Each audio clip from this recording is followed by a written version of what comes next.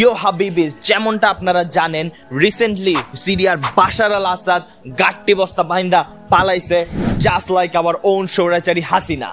তো আমরা আজ আমাদের এই সিরিয়ান ভাইদের বিজয় সেলিব্রেট করার জন্য আজকে চলে যাব সিরিয়ার ট্রেডিশনাল খাবার খেতে। সো লেটস গো হাবিবিস।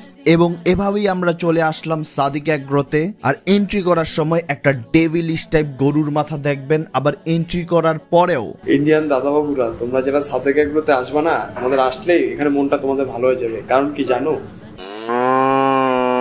এবং তাদের ইন্টেরিয়ার ডিজাইন নিয়ে যদি কথা বলি তাহলে বলবো একটা ওল্ড অ্যাস্থেটিক ভাইব দিচ্ছিল। বেসিক্যালি খারাপ বলার কিছু নাই, এট দ্য সেম টাইম আহামরিও কোনো ডিজাইন এমনটাও বলা যাবে না। আর এত গরুর ডিজাইন দেখে আবার মনে করেন না যে তারা শুধুমাত্র গরুর মাংসই বেচে, they also sell bakery foods, আবার সাথে বিভিন্ন রকমের ডেজার্টও রয়েছে। এনিওয়ে, আজকে আমরা খেতে এসেছি তাদের খাবসা প্লেটার, মোস্ট প্রবাবলি সিরিয়ান পদ্ধতিতে বাসমতি রাইসটাকে রান্না করে, যেটা তারা কিছু পরিমাণ সালাদ, বোনলেস বিফ এবং গ্রিল চিকেনের সাথে পরিবেশন করে থাকে। এই হলো তাদের খাবসা গ্রিল চিকেন প্লেটার এবং এই হলো তাদের খাবসা বিফ প্লেটার। দুইটি প্লেটারই দেখতেও যেমন সুন্দর দেখাচ্ছিল, অ্যাজ ওয়েল এস খাবারটা থেকে সুন্দর স্মেলও আসতেছিল।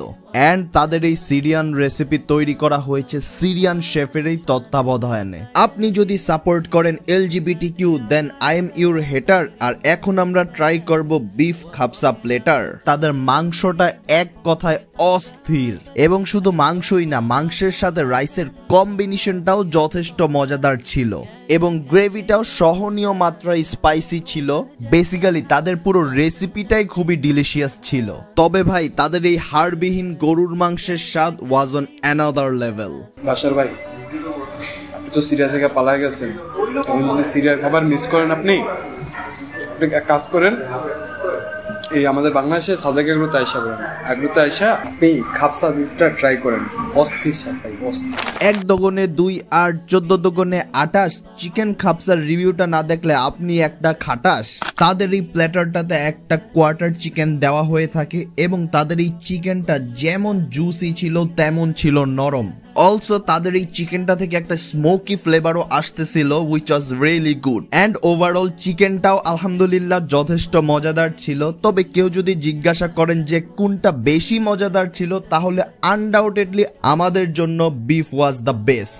এই দুইটি প্লেটার বাদেও আমাদের তাদের মেনু থেকে আরো কিছু আইটেম ট্রাই করার প্ল্যান ছিল, বাট আনফরচুনেটলি তারা দুপুরে খালি এই দুইটা প্লেটারই সার্ভ করে, আর তাদের অন্যান্য যে সকল আইটেম শর্মা, বার্গার ইত্যাদি আছে সেগুলো তারা বিকাল 5টার পর সার্ভ করে। যাই হোক, এ সকল গরু মুরগি খেয়ে গলাটা শুকিয়ে যাওয়ার পর আমরা ফার্স্টে ট্রাই করলাম তাদের পেস্তা বাদাম শরবত। আর তাদের এই শরবতের টেস্ট এক কথায় বাংলাদেশের খেলা দেখার পর যেমনটা হয় সেটা, অর্থাৎ মাথা নষ্ট স্বাদ। আমরা সবাইকে হাইলি রিকমেন্ড করব তাদের এই শরবতটা টেস্ট করার জন্য। তবে লাবাংয়ের টেস্টটা ওরকম বাড়িয়ে বলার মতো কিছু ছিল না। লাবাংয়ের স্বাদ এভারেজ যেরকমটা হয়ে থাকে সেরকমটাই আমাদের লেগেছে, অর্থাৎ not bad not too good.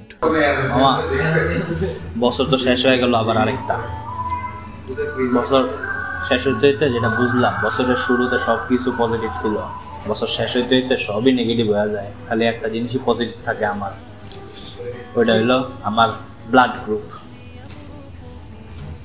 তারপর আমরা তাদের দুইটা ডেজার্ট ট্রাই করলাম এবং ফার্স্টেই আমরা ট্রাই করলাম তাদের সুইটনেসার। আর এটিতে সাগু দানা, পেস্তা বাদাম সহ আরো কিছু ইনগ্রেডিয়েন্টস আছে, যেগুলোর কম্বিনেশনে মোটামুটি টেস্টটা মজাই ছিল। বিশেষ করে যারা একটু মিষ্টির স্বাদটা কম খেতে পছন্দ করেন তাদের জন্য এটা একটা পারফেক্ট ডেজার্ট হবে। বাট ডোন্ট ওয়ারি, যারা খাবারের মধ্যে মিষ্টির স্বাদ বেশি হলে পছন্দ করেন তাদের জন্যও রয়েছে এই মালাই জামুন, এবং এটি খেতেও আমাদের মজাই লেগেছে। বেসিক্যালি কোনো ডিজার্টই আলহামদুলিল্লাহ আমাদের খারাপ লাগে না, এবং এই মজার মজার খাবারগুলো খেয়ে আমাদের ফিলিংস অনেকটা তেমনই ছিল যেমনটা বাংলাদেশের আন্ডার-19 ক্রিকেট টিম ইন্ডিয়ার আন্ডার-19 ক্রিকেট টিমকে হারানোর পর ফিল করেছিল। এবং আজকের ভিডিও এতটুকুই। Thank you for watching this. Please like this video and comment করে জানান নেক্সটে কোন রেস্টুরেন্টের রিভিউ দেখতে চান। সো দেখা হবে নেক্সট ভিডিওতে। টিল দেন, আল্লাহ হাফেজ।